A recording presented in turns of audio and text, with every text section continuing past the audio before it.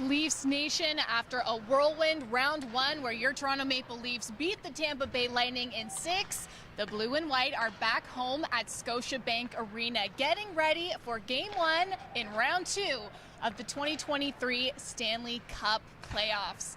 Welcome to Live from Morning Skate, everyone, proudly presented by FanDuel. I'm Jacqueline Doorey, joined as always by analyst extraordinaire Becky Kellar. Becky, we have a lot to unpack today, talking round 2, which feels pretty good to say. It has a good ring to it. Yeah, I would agree. Yeah, round 2. Round 2. We could say it all show long, but we'll spare you. So let's talk about the fact that the Florida Panthers will be the opponent the Leafs face in round 2. Surprising a lot of people, I think, by beating the Boston Bruins, who are leading the series 3-1. But you know what? That didn't matter to the Panthers. They clawed back, pushed it to Game 7, and got the overtime win. So another Florida team for the Leafs to get past in this playoffs. But let's talk about Saturday night, Game 6, a historic night for the Toronto Maple Leafs franchise. I'm sure everyone was watching, and if you didn't, I'm sure you've listened to your podcast, read your articles, just watched the highlights and know everything there is to know about the Leafs' 2-1 OT win over the Lightning to bring the Leafs into the second round of the playoffs. It was an electric moment. I know that my eyes saw it, but it took a couple moments for my brain to catch up. Where were you when John Tavares scored that OT goal? Well, you know what? I was on my way home from the Marlies game. They had a playoff game as well. So I listened to the first period in the car, met my husband and a friend out to watch the rest of the game, and it was electric when that puck went in the net. But like everyone else, I wanted to know where people were, what they were doing. Called my son at home. He had some friends over. The house was going crazy. Called my dad. He was excited. My brother in South Korea, on a Sunday morning for him, watching. They're pretty excited too. So this one in the Kellar family was global. Yeah, and I'm sure it was for a lot of families. Tell us where you were watching. We want to hear your stories. Put them in the comments, all right? Let's talk a little bit more about Game 6, because it was a battle from puck drop onwards. Scoreless in the first period. It wasn't until the second period when Austin Matthews opened things up, getting on the board. Then, of course, Steven Stamkos returned the favor, pushing things to overtime. And like I said, John Tavares getting that OT game-winning goal. Sorry, I think I asked the wrong question the first time. I mixed it up, but you were rolling with it. So, Becky, there was a lot of questions after that game asking about how this was the team to do it. What made this Maple Leafs team the ones to get it over the hump? And, I want to ask you the same question. Yeah, well, you know what? And this is a different team with a different look, I think, than we've seen in the past. And you start with what happened at the trade deadline in terms of who Kyle Dubas and his team brought in. They brought in some championship pedigree, and guys like Luke Schenn, who's won a Stanley Cup, Ryan O'Reilly in particular, who's won a Stanley Cup, won a Conn Smythe Trophy. So they brought in some guys that are proven winners, some more leadership in the dressing room. They also brought in a lot of toughness. And you look back at that first round, and the 3 guys that threw the most hits in that series, Achari, Schenn, McCabe, 3 guys that were brought in at the trade deadline. So this is a team now that brings toughness on the ice. They won't be pushed around. Really makes for a different look for Toronto Maple Leafs team. And then you got to go back and look at who they brought in before the season started in terms of goaltending and Ilya Samsonov, and what a series he had. And we'll talk a little bit more about him later on. But he's a guy that made key saves when this team needed it, specifically in the 3 overtime games, gave his team a chance to win. Let's talk a little bit more about learnings from round 1, and let's start with the lineups, because we saw some different looks, especially in Game 6, where Sheldon Keefe brought out 11 and 7 and bringing back Michael Bunting and Timothy Liljegren. But let's start with the forward group first. What did that change bring to the Leafs attack? Well, and I think, and again, they didn't love what they saw in Game 5 in terms of the outcome, so they made some changes, and I like the fact that they pulled the trigger on that really quickly. One of the things with the Toronto Maple Leafs at the end of the regular season was that they were in this position of luxury where they could experiment with the lineup, and you saw them try 11 and 7, and they put guys in different positions, and so when they wanted to try it in playoffs, it was nothing new to the group. It's something they'd seen before, and they knew how to react to, so I like that. Bunting comes back into the lineup, and I thought he had a fantastic game. He was moving, he was getting scoring chances, he was staying on the right side of that line between taking penalties and just working hard, and that's exactly what they need from him. And then you look at the 7 defensemen, and again, it's a tough place to be as a defenseman when you're not getting as much ice time. But again, they were used to it because they saw it at the end of the regular season, so they knew how to manage it. in Gustafson and Liljegren, and I thought they did a really good job. Definitely. And, lots of contribution from all over the lineup, regardless of whether it was 12-6 or 11-7 in that series. Some highlights are Austin Matthews leading the team in scoring with 5 goals this postseason so far. Mitch Marner with 11 points, 9 of which are assists. And then, of course, we've had consistent contributions from players like Morgan Riley and Jaron Tavares, of course. But let's talk defense a little bit. Becky, you were defenseman on Team Canada for 13 years? A long time. Yeah, just like a casual 13 years. What did you make of what the Leafs blue line was able to do in that series? Well, I love the depth of the blue line right now, and I like the fact that you've got guys that can play specific roles. And, you start with a guy like Morgan Riley. He's your number 1 guy, and he was a number 1 guy in that series. And you saw it with the goals and the clutch goals, being an offensive threat, but also playing really well 200 feet down the ice as well, playing a really good defensive game. And then, of course, his partner in Luke Shen, who was tough, physical, clear out the net front. But for me, you look at McCabe and Brody, and these are your shutdown guys. They played a lot of really tough minutes against some strong opposition. Thought they managed it well. So I really like what you're getting from this group of guys, and it's more than 6 guys. Obviously, Hall's been in the lineup, Liljegren, Gustafson. So I like the depth of this group. Yeah, lots more of that to come, I'm sure. Ilya Samsonov, someone else we have to talk about. 31 saves Saturday night. And, just really stepping up this entire series, especially some games where he's really kept the Leafs in it. What can you say about how he's welcomed this moment?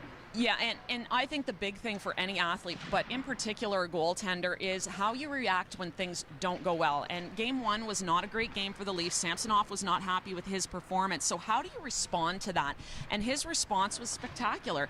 He had a very good series after Game 1. And again, we talked about it already. He made big saves when the team needed it to keep them in games so that they could go down the other end of the ice and win. And I look at specifically the one save that really stands out in my mind was overtime, and Stamkos got that puck in the slot. He makes a huge save, gives his team the opportunity, and that's what they're going to need from him going forward. Exactly that. Some more good news coming from the Leafs crease, as we learned in practice yesterday with Danielle Bain and yourself in our practice roundup. Matt Murray was back on the ice practicing with the group. Now, he's been back for some time now, but taking some solo reps. But like I said, back with the guys, so that is some positive news as we head towards him making a full recovery. So in wrapping up our talk on round 1, Becky, what did you like from the Leafs that you'd like to see more of in round 2? I like the resiliency. And again, we saw not a great Game 1, bounced back really strong in Game 2. We saw them go to Tampa Bay. They got themselves down twice, came back, and especially Game 4 with the 3 goals in the third period to tie things up and win in overtime. And when you go into a series like this, not everything's going to go the way you want them to. So how do you react to that? I thought their response in every game and throughout this series was excellent. Definitely. Let's take a look at what is happening on the ice. It's an optional morning skate, so not everyone out there after a pretty heavy practice yesterday did notice that Timothy Liljegren is taking a couple reps right now.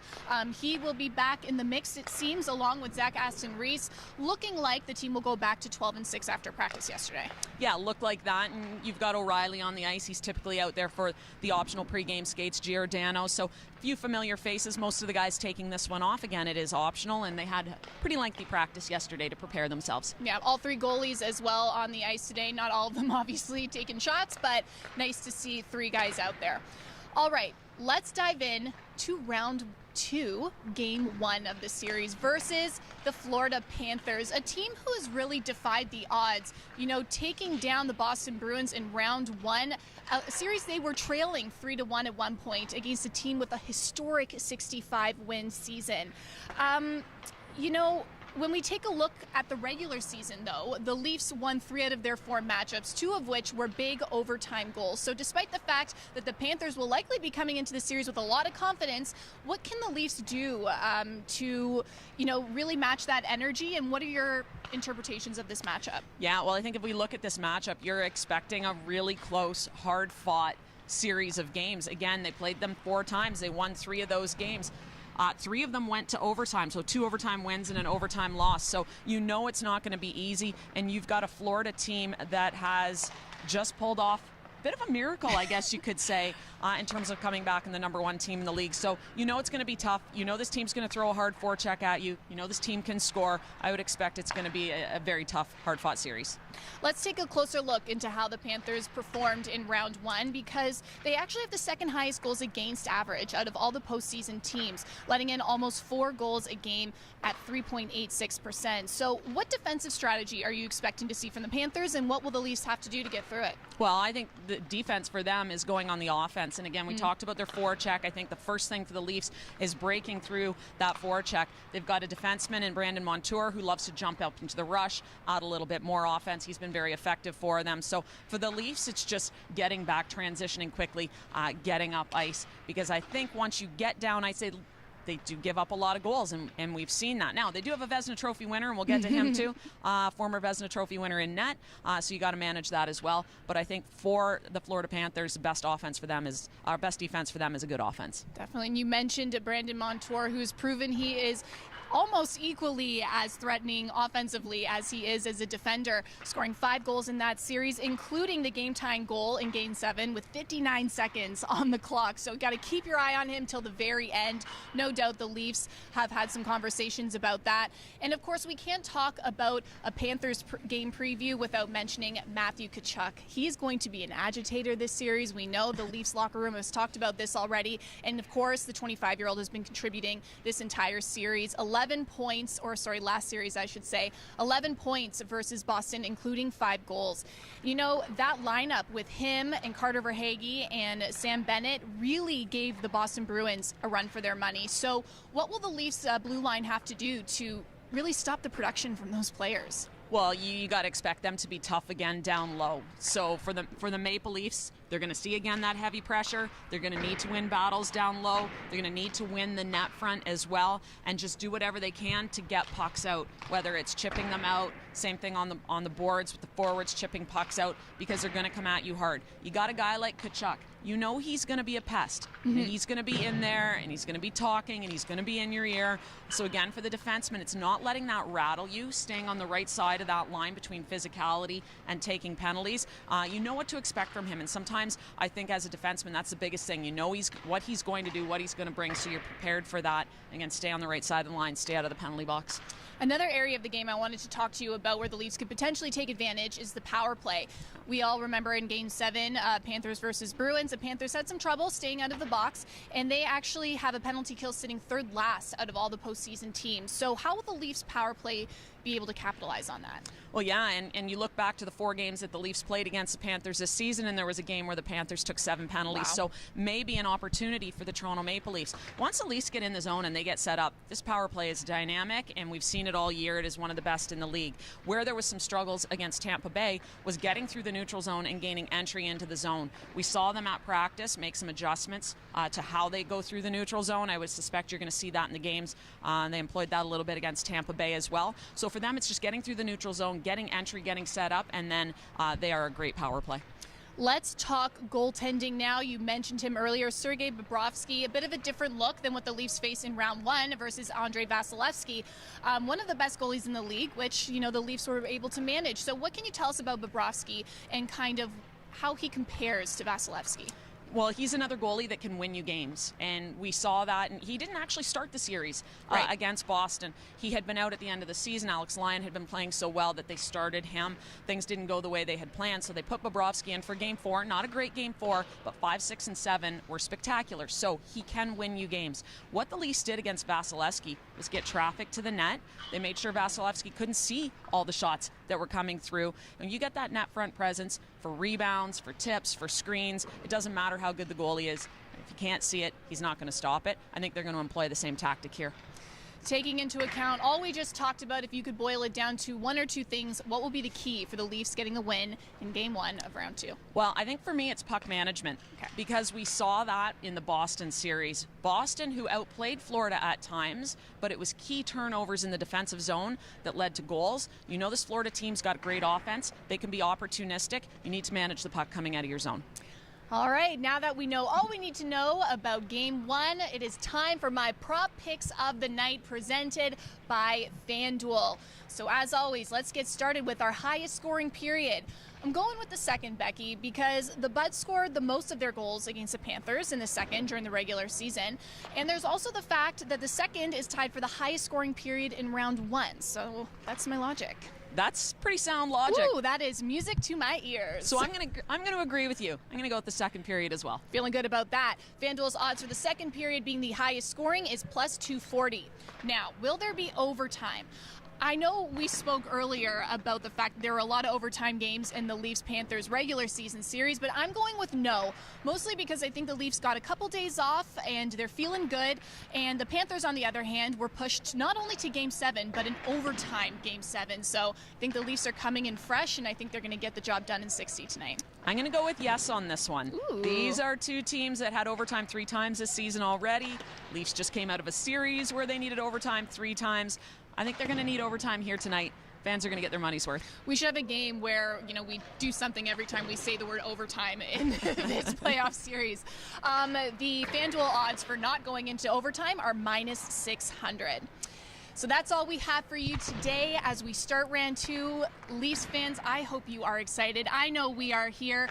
Puck drop is at 7 p.m. Eastern tonight. You can watch the game at home on CBC, or you can listen on TSN 1050 with Joe and Jim.